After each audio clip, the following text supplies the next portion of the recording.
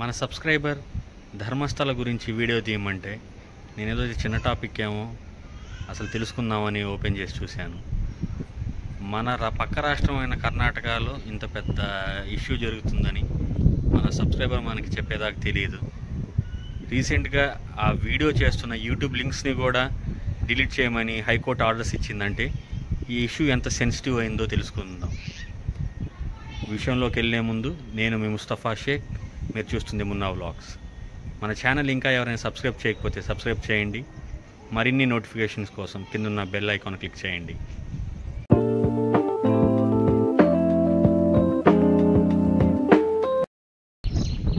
కర్ణాటకలోని ప్రసిద్ధి పుణ్యక్షేత్రాలలో ధర్మస్థల కూడా ఒకటి.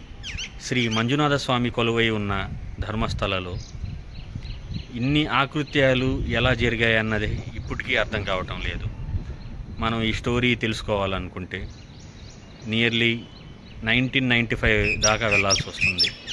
ఎందుకంటే అసలు విషయం అక్కడి నుంచే మొదలైంది. జూలై 3వ తారీఖున ధర్మస్థల పోలీస్ స్టేషన్లో వచ్చిన ఒక కంప్లైంటే ఇప్పుడు సంచలనంగా మారి కర్ణాటక రాష్ట్రాన్నే కాదు యావత్ దేశాన్ని కూడా షాక్ని గురి చేసింది.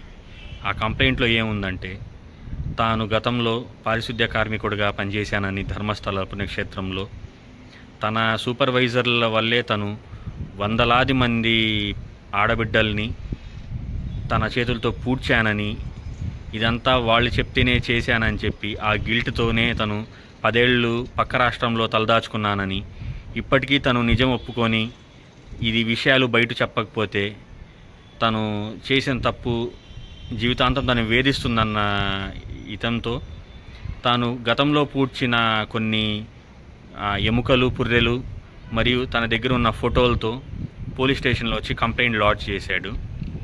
ఇదే విషయాన్ని లోకల్ కోర్టులో చెప్తే తన ఐడెంటిటీని దాచాలని, ఎందుకంటే అది తన ప్రాణహానికి సంబంధించిందని కోర్టు భావించి తన పేరు, వ్యక్తిగత వివరాలు వెల్లడించలేదు.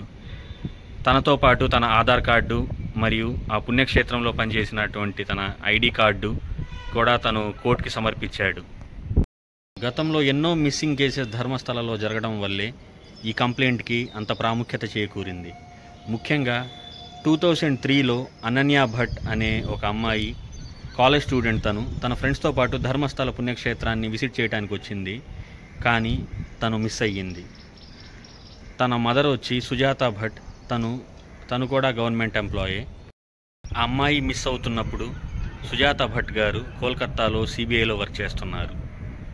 మిస్ అయిన 2 రోజుల తర్వాత డైరెక్ట్గా ధర్మస్థలకు వచ్చే ఎంక్వైరీ చేస్తే ఇది ఒక సాధారణ కేసు అని, పోలీసులు అసలు కనీసం దీన్ని కేసుని కూడా టేకప్ చేయలేదు. తన సొంత ఇన్వెస్టిగేషన్తోనే ఊరు మొత్తం జల్లాడు పడితే టెంపుల్ అథారిటీస్తో ఒకసారి చూశామని ఈ పిల్లని చెప్పడంతో ఆమె టెంపుల్ అథారిటీస్ వాళ్ళని కూడా కలిసింది. కానీ ఆమెకి నిరాశే మిగిలింది. తర్వాత కొన్ని రోజులకి ఆమె హాస్పిటల్లో ఉండడం, తర్వాత తనకేం గుర్తులేదని చెప్పడం, ఇవన్నీ కొన్ని సస్పీషియస్గా జరిగాయి. అప్పటి నుంచి ఇలా ఎంతోమంది గర్ల్ చైల్డ్స్ మిస్ అవ్వడం, తర్వాత చనిపోయి ఉండటం. నేత్రావతి రివర్ అని ఆనుకొనే ఉన్న ఈ పుణ్యక్షేత్రంలో నేత్రావతి రివర్లో ఎక్కువ సూసైడ్ అటెంప్ట్స్ జరగడం, ఇలాంటివి ఎన్నో ఇన్సిడెంట్స్తో అక్కడ ఏదో జరుగుతుందనే మాత్రం తెలుస్తుంది. కానీ ఎవరు చేస్తున్నారు, అసలు దీని వెనక ఎవరున్నారనేది ఎవరికీ తెలియదు. ఒక పెద్ద ఇన్సిడెంట్ వచ్చి సౌజన్య కేసు. 2012లో సౌజన్య అనే కాలేజ్ స్టూడెంట్ ఇలాగే మిస్ అయ్యి నెక్స్ట్ రోజు నేత్రావతి రివర్ దగ్గర రేప్ అండ్ మర్డర్గా దొరకడంతో ధర్మస్థలలో ఇది ఎవరు చేశారనేది మిస్టరీగా మిగిలిపోతుందేమో అనుకున్నారు. కానీ పోలీసులు సంతోష్ రావు అనే వ్యక్తి ఇది చేశాడని కోర్టులో తనని ప్రొడ్యూస్ చేశారు. కానీ 10 ఏళ్ల తర్వాత సరైన సాక్ష్యాధారాలు లేవని, సంతోష్ రావే ఇది చేశాడనటానికి ఎటువంటి సాలిడ్ ఎవిడెన్స్ లేకపోవడంతో అతను విడుదలయ్యాడు. కానీ ఇప్పుడు సౌజన్యాని ఎవరు రేప్ అండ్ మర్డర్ చేశారో ఇప్పటికీ తెలియటం లేదు.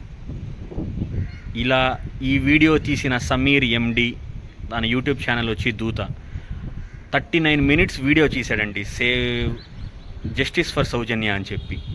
ఆ వీడియో కొన్ని గంటల్లోనే మిలియన్ వ్యూస్ రావడం, తన్ని ఆ వీడియోని డిలీట్ చేయమని చెప్పడంతో అసలు ఈ ధర్మస్థలలో ఏం జరుగుతుంది, మిస్సింగ్ కేసెస్, ఈ మర్డర్ కేసెస్ ఎవరు చేస్తున్నారు, దీని వెనక ఎవరున్నారని చెప్పి మనం తెలుసుకునేదాకా ఈ ఇన్సిడెంట్స్ గురించి టెంపుల్ అథారిటీస్ని అడిగితే ఇది కేవలం పుణ్యక్షేత్రం యొక్క ప్రసిద్ధిని మరియు విలువని తగ్గించడానికే చేస్తున్నారే తప్ప ఇలాంటి వాటికి ధర్మస్థలలో ఏమీ జరగలేదని, అదంతా కట్టుకదని వీరేంద్ర హెగ్డే గారు చెప్పుకొచ్చారు.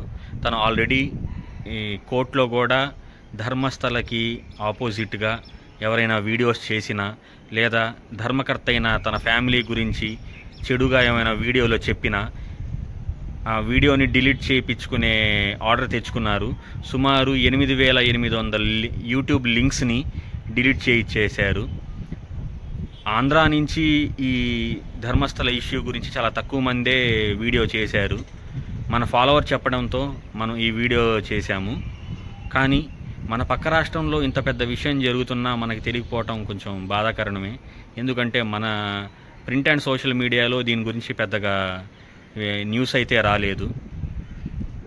పారిశుద్ధ్య కార్మికుడు కంప్లైంట్తో పాటు సుజాత భట్ గారు కూడా ఇప్పుడు కంప్లైంట్ ఇచ్చున్నారు. మిస్ అయిన తన కూతురు గురించి కనీసం ఇప్పుడైనా నిజం బయటికి వస్తుందేమోనని, కనీసం తన అస్థికల్లాగా ఏమైనా ఉన్నా దాన్ని పద్ధతిగా చేసి తన ఆత్మకి శాంతి చేకూరాలని తను కోరుకుంటుంది. అలాగే ఈ విషయం గురించి కర్ణాటక మహిళా చైర్పర్సన్ కూడా సిద్ధారామయ్య గారి సీఎం గారికి ఒక సిట్ వేయాలని, లేకపోతే ధర్మస్థల పరువు ప్రతిష్ట పోతుందని, నిజంగా అక్కడ అన్ని మర్డర్సే జరుగుంటే ఆ ఆడబిడ్డలకి న్యాయం చేకూరాలని చెప్పడంతో సీఎం గారు చాలా తొందరగా స్పందించి ఆల్రెడీ సిట్ వేయమని చెప్పి కూడా ఆర్డర్స్ వచ్చున్నాయి. చూద్దాం, ఇప్పుడైనా నిజంగా ఆ 100 మంది తను పూడ్చానని చెప్పింది నిజమే గనక అయితే దాని వెనక ఎవరున్నా గట్టిగా శిక్ష పడాలని మనం కోరుకుంటున్నాము. ఇంకా ఇలాంటి వీడియోస్ ఏమైనా చేయాలనుకున్నా, మంచి అప్లాస్ రావాలన్నా మీ కమెంట్స్ అండ్ లైక్సే నాకు ముఖ్యం. మీరు ఏదైనా టాపిక్ గురించి నన్ను అడిగి ఇలా వెనక కామెంట్లో చేయండి. మన ఫాలోవర్కి చేసినట్టే ఇప్పుడు ఒక వీడియో చేస్తాను. Until then, good by.